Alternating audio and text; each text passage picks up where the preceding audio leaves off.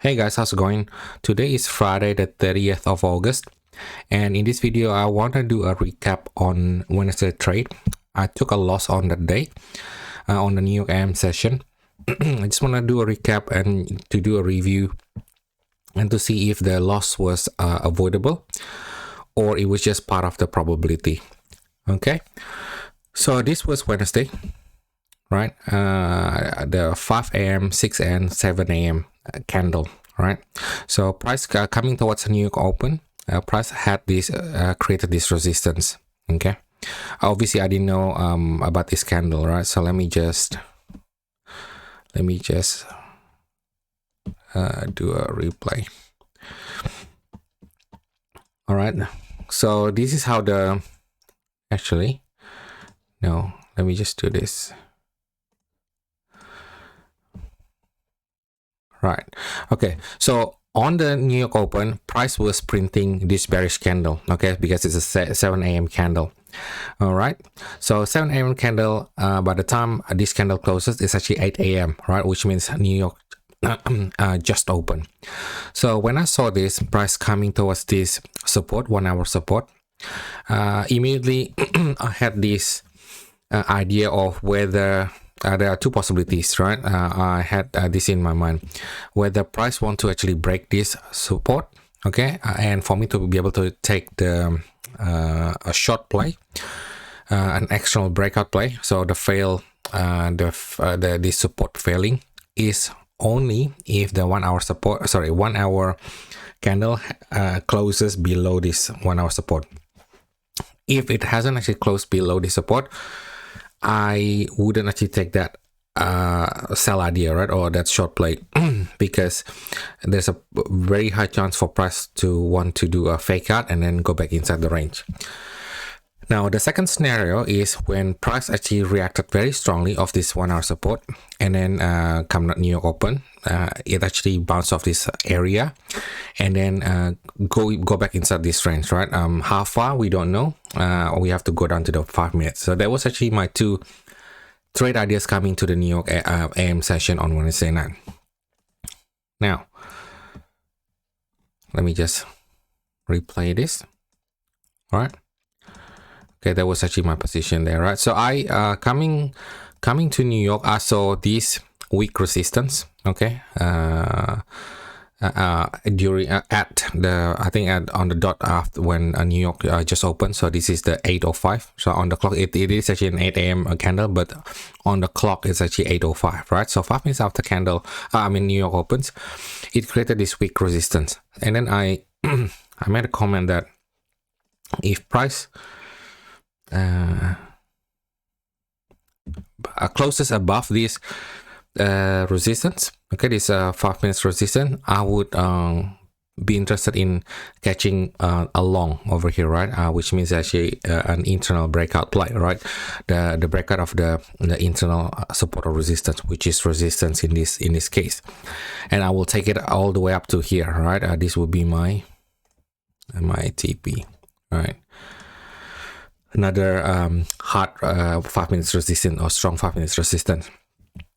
So price was sort of like going sideways for quite a long time, and then price actually finally broke that 5 minute resistance, and then I took the long position, and then it actually went like pretty quickly all the way up there, right, as the candle was forming. However, it actually closed pretty weakly in terms of the bullishness, and anyway, actually ended up hitting my stop loss, right, which we all know.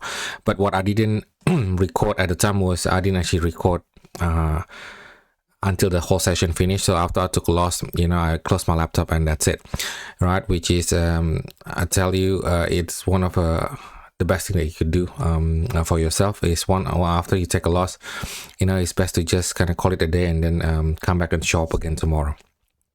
Anyway, price hit this hit my stop loss, right? Hit all the 5 minute supports as well, like here and here. Okay, and then it actually went below the 1 hour support, but it actually wasn't closing below that support. So I wasn't wrong in terms of price still holding in this 1 hour support. So it actually end up being a failed breakout. Okay, so it wanted to break out the support, but actually went back inside the range again, right? But even that, in terms of how I enter, like the trigger points, the criteria, even if I knew that this was actually going to be a failed breakout play, over here, this candle here, I do not have an entry or a trigger point to say, all right, okay, that's a setup. You can have an entry. I don't have an entry, right? Even though the setup actually presents itself. So that's the thing, guys. You need, when you design your system, you need to have a setup, right, or whatever the narrative, or a play, right, a trade idea. But then you need to have a specific criteria on the entry as well. Okay, so price end up hitting my take profit and beyond, right, way beyond. Okay, but not before throwing me under the bus, right, with this fake out.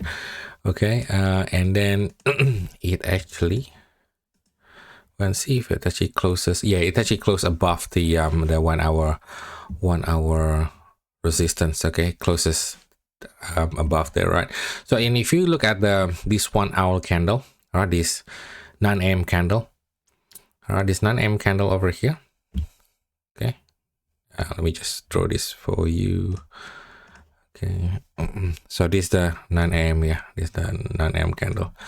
So every time you see this candle, guys, you see reasonably long wick on both sides, on the top side and on the bottom side as well.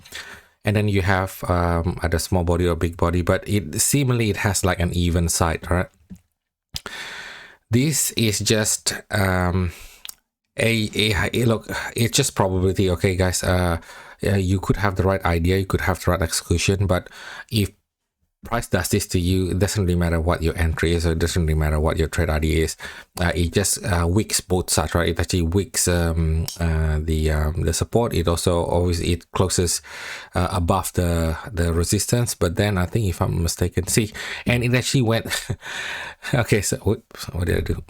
Okay, and even though it actually closes above, right, it went all the way back down again and actually broke that the support for real now this time, because now the 1 hour candle, right, has broken below that 1 hour support, right, although it's actually getting stopped again at this level here. Okay, but what I'm saying is, if I were to go back in time and I ask myself the question, would I actually take this trade again?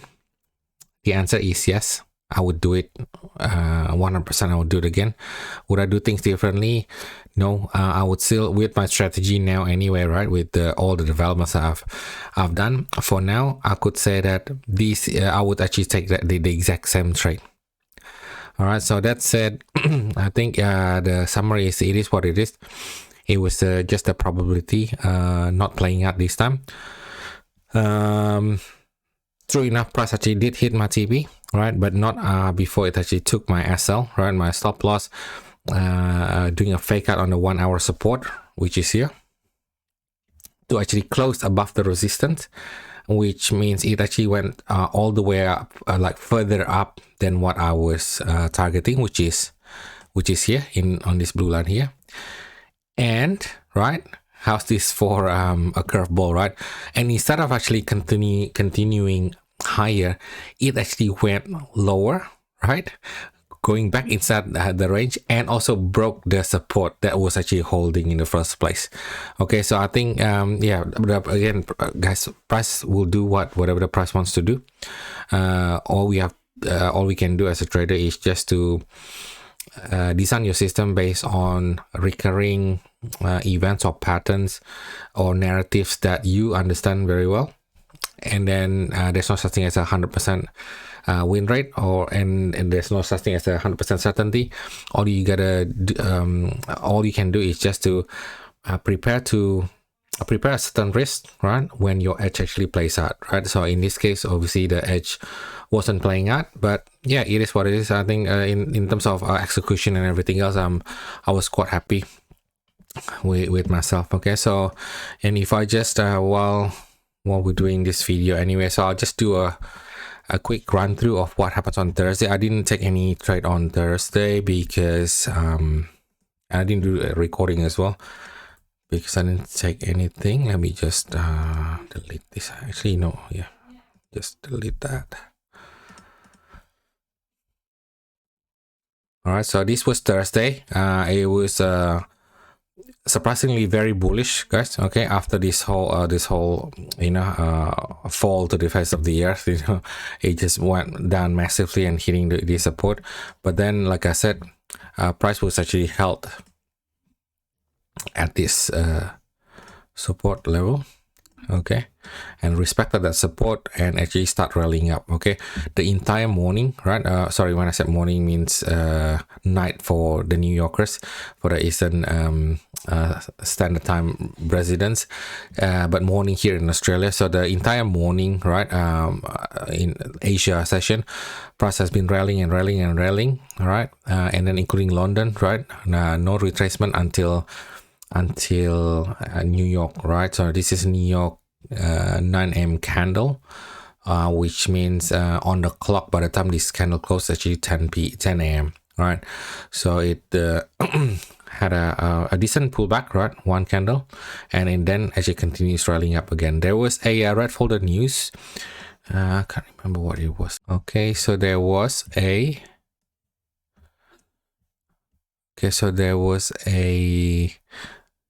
red folder news, okay, on Thursday. So 8:30, it is 8:30 p.m. my time, so 8:30 a.m. In New York. That was preliminary GDP, right? And then unemployment claims at 8:30 a.m. So that must have happened around here, yeah. So between this candle and that candle, guys. Okay, and then price continued to rally up. Now I didn't take anything because I saw price was rallying up, right? So and I saw price was creating off of this support. Although I mark 1 hour resistance here, coming close to New York opens, right? So let me just take out another bar. Okay, so this is a 7 a.m. candle. So on the clock it was actually 8 a.m. right? New York opens. Now it's been very bullish, and I always see how price reacts in that zone, guys. Okay, in a resistance zone that I anticipate for price to do a reversal. I always see how price react prints around this area, and when I saw this candle, it looks still pretty bullish to me. It hasn't actually shown any signs of going out of steam, right? So that means I go, all right, okay, so maybe price still wants to continue higher, right? After all, we've been bullish, and I did mention to you, if you look at my video on Monday, I did say coming to this week I was very bullish on the daily, bullish on the 4 hour. It's been creating support after support, across all the high time frames, and I go, all right, it makes sense for price to want to continue much higher, right? But then I see another resistance here, right, on the 1 hour, right, which means that even if price did end up breaking this 1 hour resistance, immediately it has another resistance up the top, right? So I thought, okay, this is a bit of a mixed signal, right? It's been bullish, all high time frame has been bullish, so and naturally I wanted to actually buy and just wait for the 8 a.m. candle to actually close above this to do an external breakout play, right? To go long. As soon as I go out of the 1 hour resistance zone, I go inside under next 1 hour resistance zone. So and that made me feel like, okay, just a bit of a mixed signal. So I wasn't sure. And if I want to go on reversal, right, it is a very, very range, right? So this is actually the closest support, right? So massive range, right? Oh no, actually no, sorry, it looked like it was a bearish candle. Okay, so this was my support at the time, right? On Thursday. So and then I actually waited on the 5 minutes.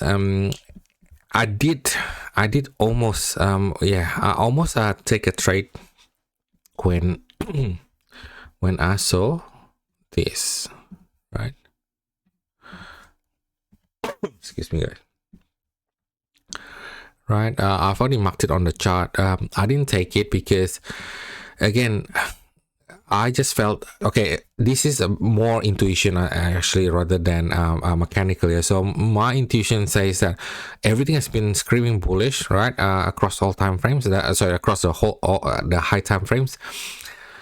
But then what are the chances for me to actually catch this reversal down? I prefer to miss the first pivot of the reversal, and then excuse me guys, and then catch the continuation of that reversal, right? Which means that if after price actually breaks and creates some sort of reversal here, then maybe I would actually, you know, find it somewhere here to actually get a short play.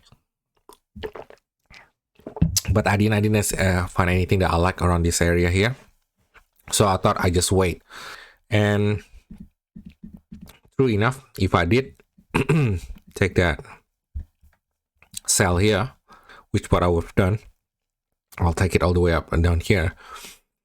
I remember again we are in a very bullish momentum, so I thought, okay, I'm just gonna let this play out. If it's actually still fall within my trade window, I'll take a trade. But otherwise, it's okay. I'm happy to just watch the price action for tonight. And true enough, price actually went higher. Okay, right now, if I took that sell, my stop loss would have been here, and I would have actually gone stop that. Okay, but in terms of the idea that price after breaking that support, price still actually want to respect the 1 hour resistance. In that sense, I wasn't wrong. Actually, price didn't actually manage to break this 1 hour support. Okay, that's why it's got a massive rejection of this level. So there were like two, in my eyes, there were two resistance areas where price was rejected from. Okay, and then when price actually reacted off of this 1 hour resistance, it was 9:30 a.m. right? So this was actually NYSE, right? As always, as you know, that NYSE always have a explosive momentum. Yeah, I've got nothing for the distance between my possible stop loss to where my where my take profit is. It's just way too far. The stop loss was just way too big, and then yeah, I wasn't really prepared to go against the trend in such a strong momentum. And I'm not talking just during the day, I'm just talking just overall. If you kind of zoom out, so clearly the push has always been up, right? So I thought, okay, let me just sit this one out and see how price play out. However, coming towards next week, so this on the 1 hour, if price, I can see a bit of a range here, right, from between that and that resistance and that support. If price actually started kind of hover around this range, then I would be happy to take the sells and the buys, and anything in between, because I know that price is probably hanging around this range for a little while before it actually starts making a new range, okay, in a higher time frame. If I'm not mistaken, I think the first week of the month, usually that's when the top four red folder news happens, like NFP. Yes, you got this is an NFP. Yeah, so you got the NFP. Do you have CPI here? No, you don't have. So you have the NFP week next week. So usually, obviously, that's the one of the massive one, NFP, CPI, and Powell's speech, right? That is probably one of the main ones.